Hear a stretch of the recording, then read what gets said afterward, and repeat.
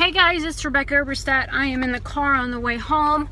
I took my dad's chihuahua and my tabby cat to one of the local vet's offices to get stuff done for the dog to make sure that we could get her spayed and to get my cat fixed up because he had a claw mark or something that another animal had done and he needed antibiotics, and the vet was like, well, he needs a feline leukemia because the other doctor's office didn't do it, and he needs antibiotics because he's got an abscess and this and that, and he said that if I don't get the abscess taken care of, he could potentially need surgery. And then the guy was like talking down to me the whole time. He was being a total jerk.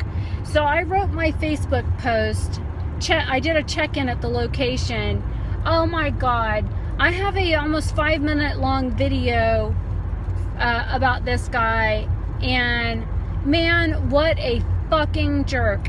I have never in my life ever been treated so shittily.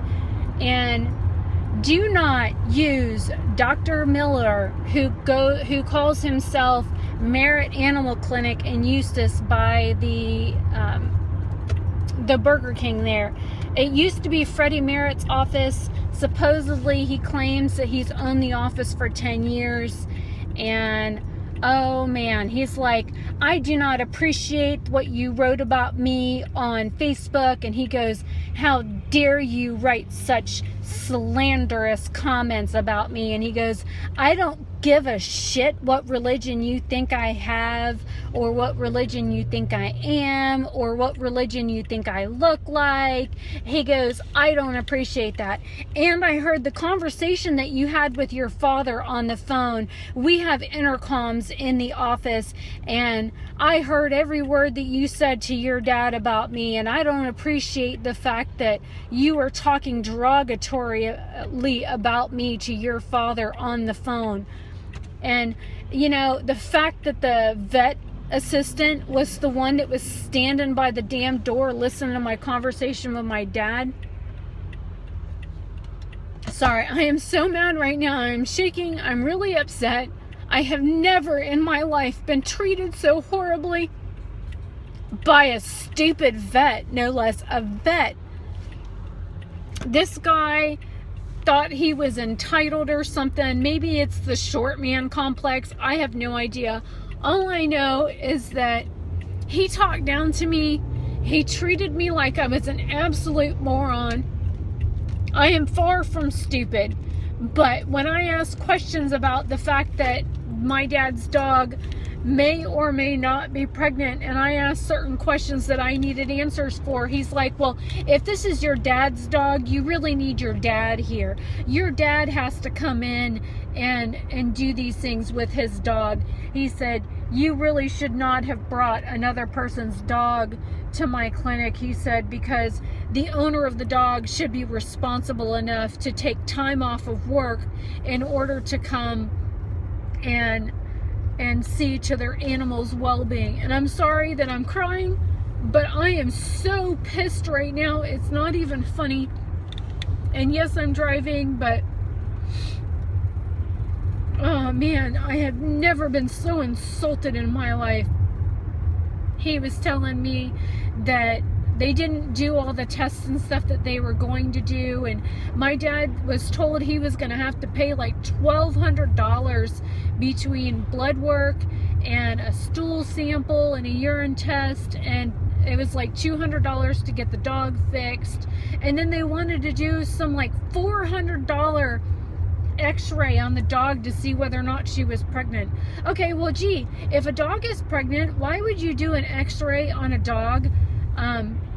That radiation right there should be really bad for, I mean, the dog puppies if she's pregnant. And I mean, I know for a fact that in humans, if you get an x-ray done while you're pregnant, there's a potential that your baby is going to collect that radiation. So the fact that he wanted to do such a test on a dog that may or may not be pregnant is beyond me. But I figured that I would come on here and rant for a minute. I know it keeps saying that my connection is weak, but the guy, Dr. Miller at Merritt Animal Hospital, do not ever use them. Tell your friends not to use them. The guy treated me like crap. Granted, I was 8 minutes late for my appointment, and come to find out they had double booked my appointment. My spot was supposed to be like 8:30, and I came in late because 44B is under construction right now, and I didn't know that because I don't drive mainly during the week. I don't go anywhere unless it's to a doctor's appointment. So I just cannot believe the way that I've been treated. You know, I started off my day really great. I got up at 6. I recorded a video for YouTube. I posted the video to YouTube. I sat at that doctor's office for over 2 hours. I had time to fill out my paperwork for my neurologist.